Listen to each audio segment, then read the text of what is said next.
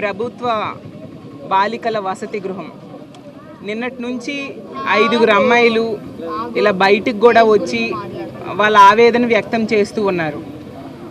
ప్రభుత్వం దీని మీద తక్షణమే స్పందిస్తే బాగుంటుంది. ఎందుకంటే ఆడపిల్లలు ఎంత ఘోరంగా బయటకు వచ్చి ఎంత బాధపడుతూ ఉంటే చాలా చాలా బాధగా ఉంది, గుండె తరుక్కుపోతుంది. మరి వాళ్ళ సమస్యకి ఒక పరిష్కారం చూపించాలి కదా.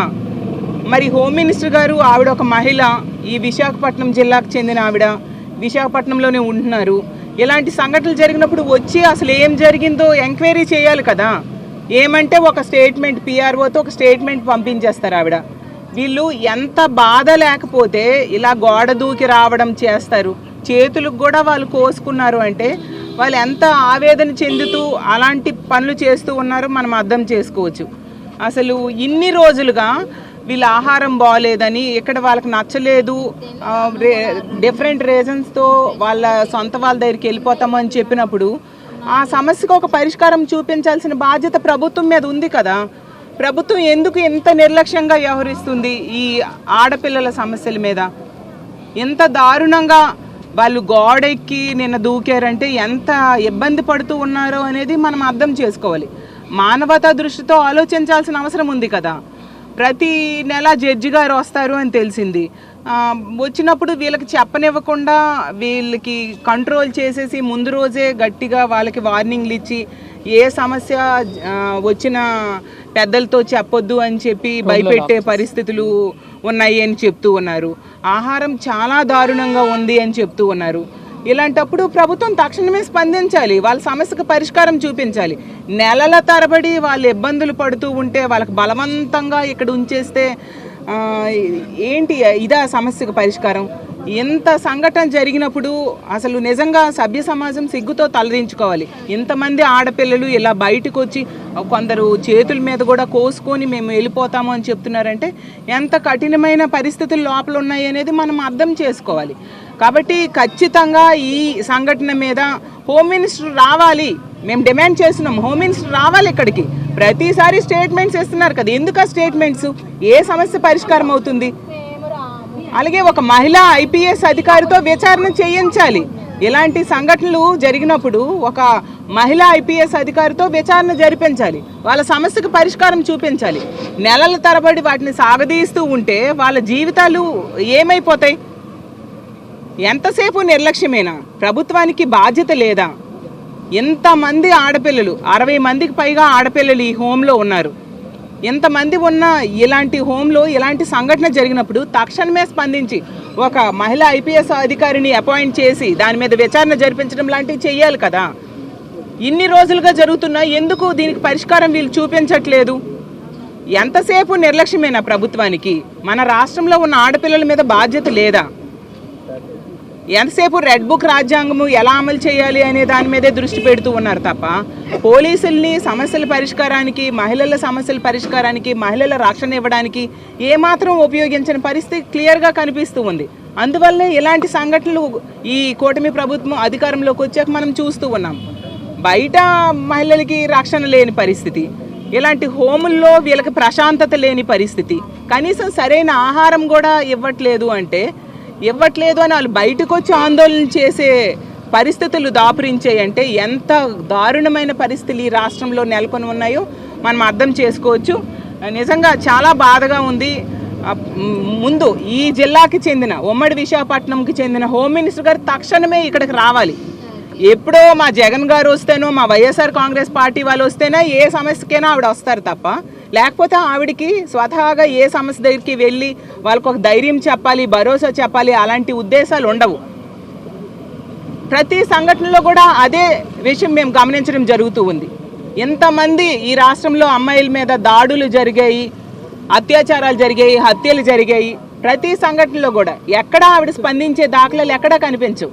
మొన్ననే భీమిలీలో 2 సంఘటనలు జరిగాయి, 2 మైనర్ బాలికల మీద అత్యాచారం జరిగింది. ఇప్పుడు 3 రోజులు అవుతూ ఉంది. హోమ్ మినిస్టర్ గారు ఇదే జిల్లా కదా, ఒకసారి వెళ్ళి ఆ కుటుంబానికి ధైర్యం చెప్పాలి కదా అలాంటి దారుణమైన సంఘటన జరిగినప్పుడు. అలాగే రణస్థలంలో చూసాం, 8 సంవత్సరాల బాలిక మీద అత్యాచారం జరిగింది. ఈ చుట్టుపక్కల ఉన్న దగ్గర కూడా ఆవిడ వెళ్ళకపోతే ఇంకెందుకు హోమ్ మినిస్టరు? ఎంత నిర్లక్ష్యమా? కాబట్టి ఎప్పటికైనా ఈ కూటమి ప్రభుత్వం ముఖ్యమంత్రి గారికి, డిప్యూటీ సీఎం గారికి, హోమ్ మినిస్టర్ గారికి అందరికీ మేము విన్నవించుకుంటున్నాం, ఈ బాలికల సమస్యకి పరిష్కారం చూపించండి. ఒక మహిళా ఐపీఎస్ ఆఫీసర్ని అపాయింట్ చేసి వెంటనే దీని మీద విచారణ జరిపించి సమస్యకి పరిష్కారం చూపించండి.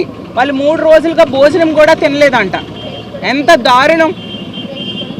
అసలు వాళ్ళ జీవితాల మీద ఇంత నిర్లక్ష్యమా ఈ ప్రభుత్వానికి? ఇలా అయితే మాత్రం అసలు ప్రభుత్వం మీద ప్రజలు తిరగబడే రోజులు దగ్గరలోనే ఉన్నాయని తెలియజేస్తున్నాను. తక్షణమే దీని మీద విచారణ చూపించి ఈ బాలికలకి సరైన పరిష్కారం చూపించాలి, వాళ్ళకి న్యాయం చేయాలని మేము డిమాండ్ చేస్తూ ఉన్నాం. పై వాళ్ళతో మాట్లాడుతున్నారండి. ఎన్ని రోజులు మాట్లాడతారండి? ఎన్ని నెలలుగా మాట్లాడతారు? ఇప్పుడు ఆహారం మంచిది పెట్టడానికి పై వాళ్ళతో మాట్లాడాల్సిన అవసరం ఏముంది? పెట్టాలి కదా. నెక్స్ట్ వీళ్ళ సమస్యలు ఒక్కొక్కరిది ఒక్కొక్క సమస్య. ఆ సమస్యకి పరిష్కారం నెలల తరబడి సాగదీయడం ఎందుకు? ప్రభుత్వం తక్షణమే ఒక కమిషన్ వేయాలి, ఒక ఎంక్వైరీ కమిషన్ వేసి న్యాయంగా ఉంటే వాళ్ళకి పరిష్కారం చూపించాలి కదా. వాళ్ళు చూశారు, మీరందరూ చూశారు, చేతుల మీద ఎలా కోసుకున్నారంటే వాళ్ళు ఎంత కఠినమైన పరిస్థితులు అనుభవించకపోతే అంత దారుణంగా వాళ్ళకి వాళ్ళు డ్యామేజ్ చేసుకుంటారు. మేడం ఇప్పుడు బాలికలు ఒక సీరియస్ ఎలిగేషన్ చేస్తున్నారు. మాకు మీరు మాట్లాడారు కదా, ఏం చెప్తున్నారు? యాక్చువల్గా మత్తు మందులు ఇవ్వడం అయితే నిజమండి. దానికి వాళ్ళని అడిగితే వాళ్ళు ఏదో వీళ్ళ మీద తిరిగి చెప్తూ ఉన్నారు. ఈ ప్రభుత్వంలో చాలాసార్లు మేము అబ్జర్వ్ చేయడం జరిగింది. ప్రతిసారి కూడా బాధితులే మీదే తప్పు నెట్టేస్తూ ప్రభుత్వం బయటకు వచ్చేసే పరిస్థితులు చాలాసార్లు మనం చూసాం. ఈ సంఘటనలో కూడా ఈ బాధిత బాలికల మీదే తప్పు నెట్టేసి దానికి వాళ్ళు ఏవో రీజన్స్ చెప్తూ ఉన్నారు. మత్తుమందు ఇవ్వడం పరిష్కారం కాదు. వాళ్ళు ఏమి అడుగుతున్నారో దానికి వాళ్ళు అడిగిన పరిష్కార మార్గం చూపించాలి.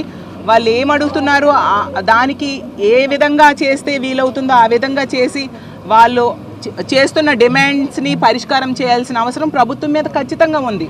నెలల తరబడి సాగదీయడం వల్లనే కదా ఈరోజు వాళ్ళు అంతగా గోడలు దూకి బయటకు వచ్చి తమ ఆవేదన వెలగక్కుంటూ 3-4 రోజులుగా భోజనం కూడా చేయకుండా వాళ్ళు నిరసన వ్యక్తం చేస్తూ ఉన్నారంటే లోపల వాళ్ళకి సరైన పరిస్థితులు లేవనే కదా.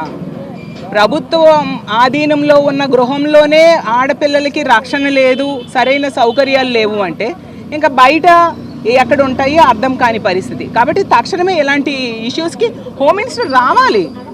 ఈ జిల్లాకు చెందిన ఆవిడే కదా, వచ్చి వెంటనే ఏమైంది అని ఆ ఆడపిల్లల దగ్గర, ఆ బాలికల దగ్గర వాళ్ళ అభిప్రాయం తెలుసుకొని వాటికి పరిష్కార మార్గం చూపించాలి. ప్రభుత్వం తక్షణమే మహిళా ఐపీఎస్ అధికారిని వేసి దీని మీద పరిష్కార మార్గం చూపించాలని డిమాండ్ చేస్తూ ఉన్నాం.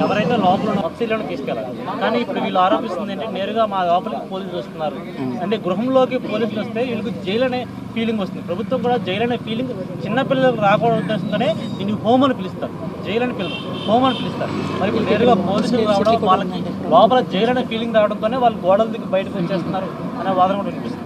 ఇక్కడ ఆ అమ్మాయిల మాటలు బట్టి అర్థమైంది అడుగడుగున నిబంధనలు తొంగలో తొక్కుతున్నారు అనేసి. అలాగే పోలీసులు కూడా అంటే జెంట్స్ యూనిఫామ్ వేసుకొని లోపలికి రావడం జరిగింది అని కూడా వాళ్ళు చెప్పడం జరిగింది. చాలామంది వాళ్ళని దండించడం కూడా జరిగింది అని చెప్తూ ఉన్నారు. ఇవన్నీ అందుకే చెప్తున్నాను, ఒక మహిళా ఐపీఎస్ అధికారిని విచారణకి వేసి ఆవిడ ద్వారా ఎంక్వైరీ చేసి నిజాలు నిగ్గు తేల్చాలి, తక్షణమే పరిష్కారం చూపించాలి. నెలల తరబడి సాగదీసి వాళ్ళ జీవితాలు ఎంత కష్టానికి గురి చేయడం న్యాయం కాదు.